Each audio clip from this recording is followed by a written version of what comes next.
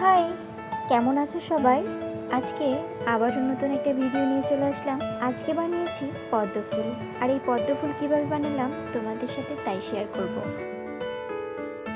আমি এখানে পদ্ম ফুলের জন্য বেবি পিঙ্ক কালার ইউজ করেছি, আর পদ্ম ফুলের মধ্যকার অংশটার জন্য ইয়েলো কালার ইউজ করেছি। তারপরে ক্লের মধ্যে যে টুলটা থাকে সেটা দিয়ে আমি ডিজাইন করে নিব। পদ্ম ফুলের পাপড়িগুলো এভাবে রেখে দিয়েছি, তারপরে আমি ফুলের মধ্যে এগুলো সেট করব। আর এখানে পদ্ম ফুলের পাতা নিয়ে নিয়েছি, আমি ডিজাইন করে নিব। তারপরে পদ্ম ফুলের পাতার কালারটা হাইলাইট করার জন্য আমি এখানে মেকআপের শেডো ইউজ করেছি। আমার পদ্ম ফুল রেডি।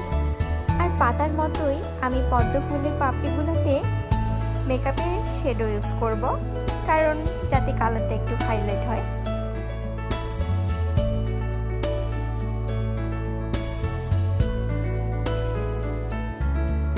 আমার বানানো পদ্ম ফুল তোমাদের কাছে কেমন লাগলো অবশ্যই জানাবে।